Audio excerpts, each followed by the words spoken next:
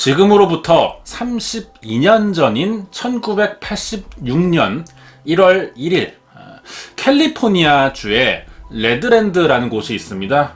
이곳에 어느 어부가 새해를 맞아서 낚시를 하러 집 앞 강가래에 여기가 이 앞에 나왔어요.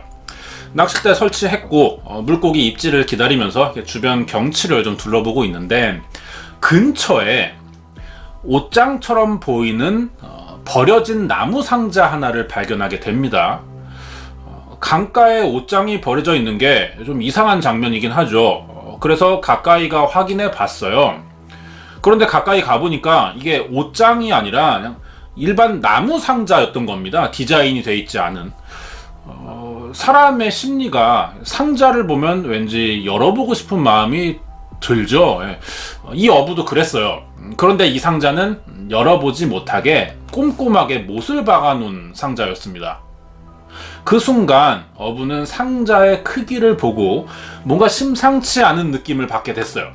상자 크기가 길이 1.8m 그리고 폭은 1m 두께는 60cm 정도 크기였는데 어때요? 딱 봤을 때 마치 관이 연상되는 그런 상자죠. 어부가 심상치 않은 느낌이 들었어요. 그래서 경찰에 신고하게 됩니다. 낚시 중에 수풀에서 관을 발견했다는 거죠. 출동한 경찰이 관을 열어보자 오래전에 토막난 채 죽어있던 시신이 들어있었어요. 심각하게 부패된 상태였죠. 그럼 정황상 누군가가 사람을 죽여 토막을 낸 후 관에 넣어서 강물에 띄워버렸던 것이 내려오다가 수풀에 도착했다는 이야기인데 시신은 이미 썩었으니까 신원을 파악할 방법이 없죠. 그리고 이 상자도 언제 버려졌고 어디서부터 떠내려온 것인지를 알 방법이 없었어요. 살인사건은 분명해 보였지만 역추적해볼 방법이 없어서 결국 미제 사건으로 남게 됩니다. 그렇게 2년이 지났죠. 1988년이 됐어요. 어느 날 경찰서로 실종 신고가 하나 들어옵니다. 자신을 복지사라고 소개한 이 사람은 일주일마다 한 번씩 만나는 환자가 있는데 실종됐다는 전화였던 거예요. 실종자가 살고 있다는 하숙집으로 경찰이 찾아갔죠. 그래서 이 집주인을 만나보니 평소 정신분열증을 앓고 있는 사람이 살고 있었는데 어느 날 도망쳤어요. 그래서 돌아오고 있지 않다는 이야기를 했습니다. 경찰은 실종된 남자에 대해 아는 사람이 있는지 주변 이웃들을 대상으로 탐문조사를 해봤지만 아는 사람은 나타나지 않았어요. 하지만 조금 전 찾아가 봤던 그 기숙사를 운영하는 주인에 대한 이야기를 들을 수가 있었습니다. 실제 사진인데요. 이 기숙사를 운영하는 사람의 이름은 도로시아 푸엔테라고 하는 여성인데 1982년부터 6년 전이죠. 혼자 캘리포니아로 넘어와 가정집을 구매해 이곳에서 장애인이나 노인들을 대상으로 노인 전용 기숙사를 운영하기 시작했고 무료로 질병 치료와 주거지를 제공하기 시작한 지 6년이 됐다는 겁니다. 사람들은 이 여성이 지역 사회복지에 큰 기여를 하고 있었고 주민들에게도 인기가 많은 데다 착하고 성실한 여성이라고 설명했어요. 마을 사람들은 도로시아 푸엔테를 거의 마더 테레사급으로 생각하고 있다는 겁니다. 하지만 이 여성이 어디에서 왔는지 아는 사람은 없었어요. 그리고 주변 이웃들은 기숙사 주인이 이곳에 거주하는 노인이나 알코올 중독자들에게 이상한 일을 시켜왔다는 이야기도 합니다. 자세히 물어보니까 하숙집 지하실과 뒷마당을 파내고 뭔가를 계속 버린다는 내용이었는데 주기적으로 몇 달에 한 번씩 이런 일을 반복해 오고 있다는 거예요. 이 말을 들은 경찰은 다시 기숙사에 찾아가서 땅에 뭘 묻었는지를 물어봤어요. 그러자 도로시아 푸엔테는 계절별로 꽃을 심었던 거라는 말과 함께 경찰들에게 대접할 커피를 사올 테니 잠시만 기다려달라면서 뒷마당을 안내해 줍니다. 그리고 집 밖을 나갔죠. 경찰이 뒷마당을 조사해 봤어요. 하지만 뒷마당에는 정말 꽃만 심어져 있었고 특이한 점이 보이지 않았습니다. 경찰들은 갑자기 주인에게 미안한 마음이 들었어요. 2번이나 의심을 해서 찾아왔는데 오히려 경찰에게 대접할 거리를 사러 나가는 주인을 보고 수상한 사람일 리가 없다는 생각을 했죠. 그래서 다른 곳을 조사해야겠다라는 생각을 했는데, 문제는 이날 기숙사 주인이 다시 돌아오지 않았다는 겁니다. 어떻게 된 일일까요? 다음 이야기가 궁금하시면 구독과 좋아요 부탁드립니다. 이 여성입니다. 사라진 기숙사의 주인인 도로시아 푸엔테는 59살의 여성이었어요. 아무리 기다려도 되돌아오지 않자 경찰은 푸엔테가 이번 사건과 관련이 있을지도 모른다는 생각에 집안 내부를 들어가 조사하기 시작합니다. 그러자 무료로 운영 중인 줄로만 알았던 이 기숙사에 5천만 달러, 우리 돈으로 600만 원이 넘는 월 수입이 발생하고 있다는 사실을 알게 됐어요. 그리고 기숙사에서 지내던 사람들로부터 이곳을 같이 운영하던 동업자가 코데인 과다 복용으로 사망했다는 이야기를 합니다. 코데인은 감기약의 성분으로 사용되는데 엄연히 마약으로 분류되는 약물이에요. 마을 주민들의 증언은 사실 신빙성이 있던 이야기들이었어요. 이제 진짜 수상해지죠. 1980년대에 무료 기숙사가 매달 5,000달러씩 벌어들인다는 사실에 동업자는 마약 중독으로 사망을 했습니다. 경찰의 눈에 도로시아 푸엔테는 어떤 식으로든 범죄에 연루된 사람이 분명히 보였죠. 하지만 이건 어디까지나 의심일 뿐이고 확실한 증거가 필요했어요. 가장 수상한 점은 이거죠. 푸엔테는 왜 주기적으로 뒷마당에 흙을 파내고 수시로 꽃을 바꿔 심었냐는 겁니다. 설마 진짜 목적은 꽃이 아닐 수도 있다는 생각이 든 경찰들이 뒷마당 땅속을 확인해 보고 싶어졌는데요. 그렇다고 무작정 땅을 파낼 수는 없죠. 뭔가 더 확실한 증거가 필요했어요. 그래서 이 꽃밭에 있는 흙을 일부 가져다가 성분을 분석해 보기로 합니다. 결과가 나왔는데 이 흙에서 시체가 썩기 시작할 때 생기는 세균들이 검출됐어요. 다시 경찰이 이 집에 출동해 땅을 파내보니 안에 정말 시체가 있던 겁니다. 실종 신고되었던 사람은 없었지만 여기서 총 7명의 시체를 발견했어요. 다량의 시신이 나타나자 이 하숙집에서 사는 사람들을 더 자세히 조사해 볼 필요가 있었죠. 그렇게 조사를 해보니 사라진 사람이 무려 78명이나 됐다는 겁니다. 하지만 정작 이 사실을 물어볼 도로시아 푸엔테는 이미 도망치고 없었죠.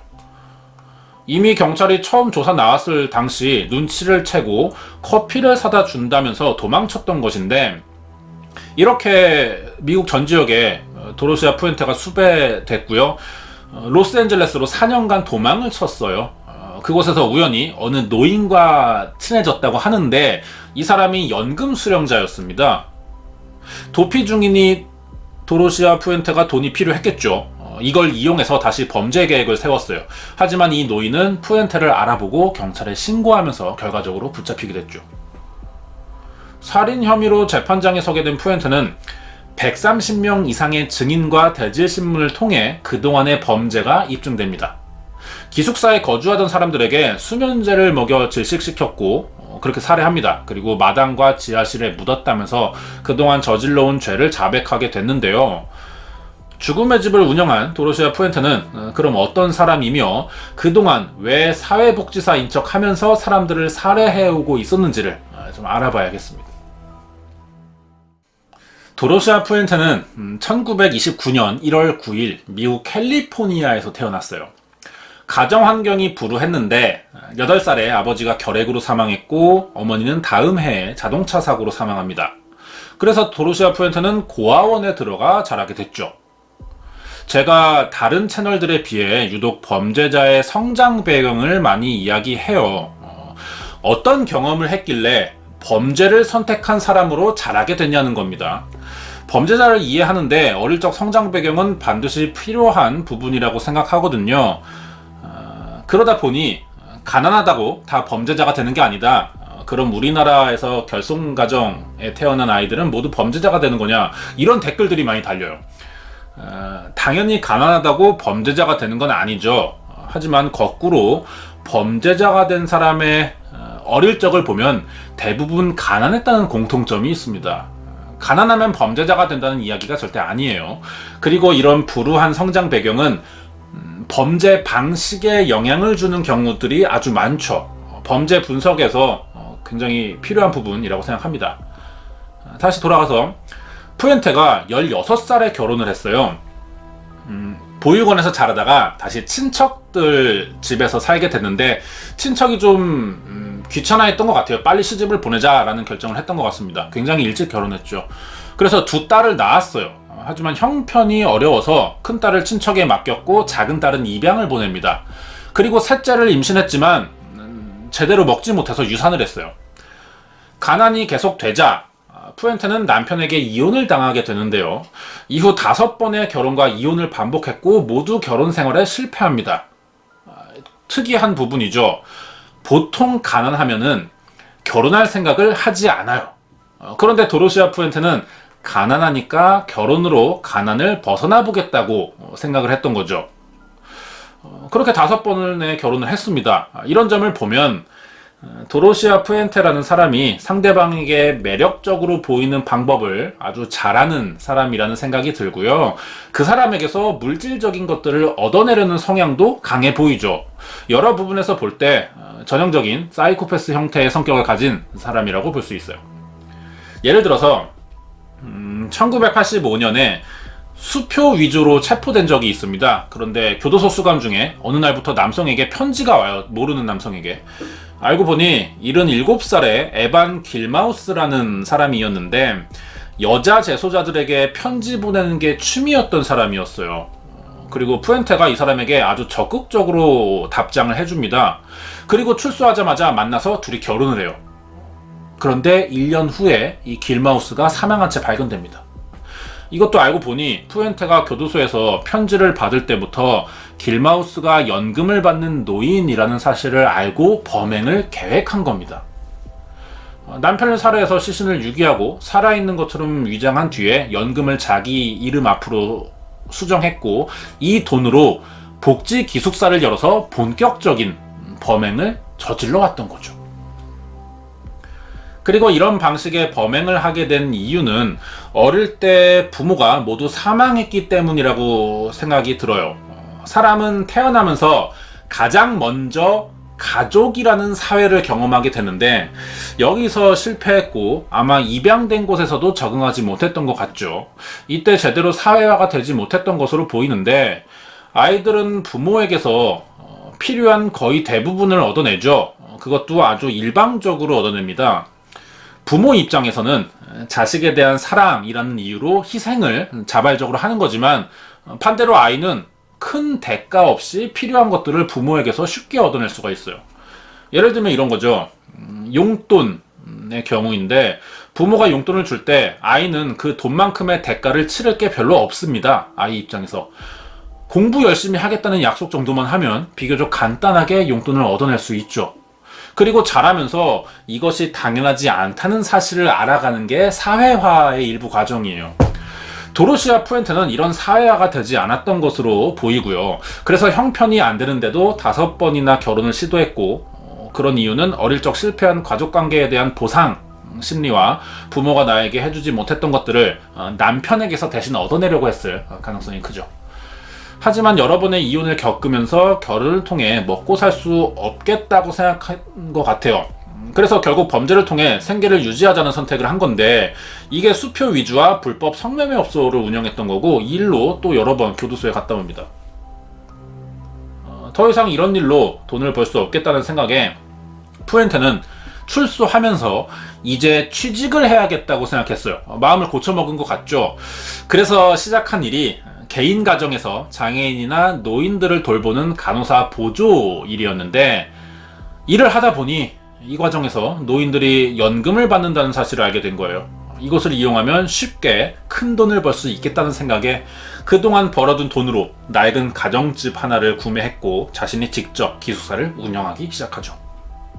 처음에는 노인들에게 술을 먹였어요. 그래서 연금 수령인을 푸엔테의 이름으로 서명하게 시켰고 그렇게 돈을 가로챘습니다. 이렇게 34건의 사기 혐의로 체포된 적이 있죠. 하지만 집행유예로 풀려납니다. 그러자 다시 기숙사로 돌아와서 계속해서 같은 식의 사기를 저질렀죠. 이때부터 푸엔테의 범죄가 좀 더 과감해져요. 더 많은 돈을 남기기 위해서 기숙사 운영비를 줄여야 한다고 생각했습니다. 그러려면 기숙사에서 지내는 사람들이 서류상으로는 살아있지만 존재하지 않아야 했죠. 결국 살인을 해야 된다는 이야기입니다.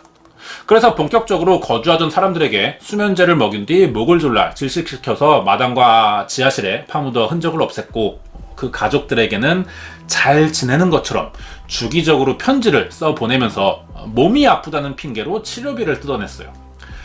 기숙사에는 노숙자들이 많았는데 대부분 가족들은 있었어요. 하지만 자신의 가족이 피해를 당하고 있다는 사실은 알 수가 없었죠. 기숙사와 집의 거리가 멀기도 했고 만나기 쉽지 않았던 겁니다. 그리고 만나려고 연락을 해도 푸엔테가 나서서 몸이 아파 가족을 만날 수 없다고 하면은 방법이 없는 거죠. 이런 식으로 범죄 사실을 숨겨오고 있었어요. 그렇게 살인이 계속 일어났고, 묻다 보니 어느 날부터는 묻을 공간이 부족해진 겁니다. 그러자 푸엔테는 목수를 고용해서 관을 짰고 여기에 죽은 피해자들을 담아 강물에 버리는 식으로 시신을 처리하고 있었는데, 이게 1986년 새해 첫날 어부에 의해 발견되면서 사건이 드러나게 됐던 것이죠. 도로시아 푸엔테의 사건을 요약하자면 1982년에 범죄를 저지를 목적으로 기숙사를 운영하기 시작합니다.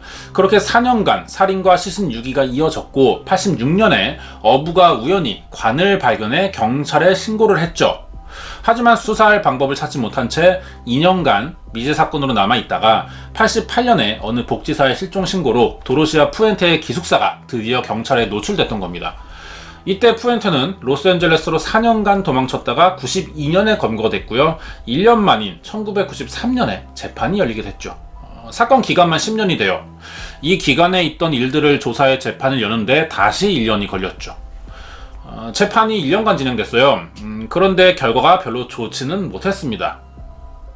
푸엔테 기숙사에서 실종된 사람은 80명 가까이 되는데 실제로 받은 혐의는 25건밖에 되지 않았다는 거예요.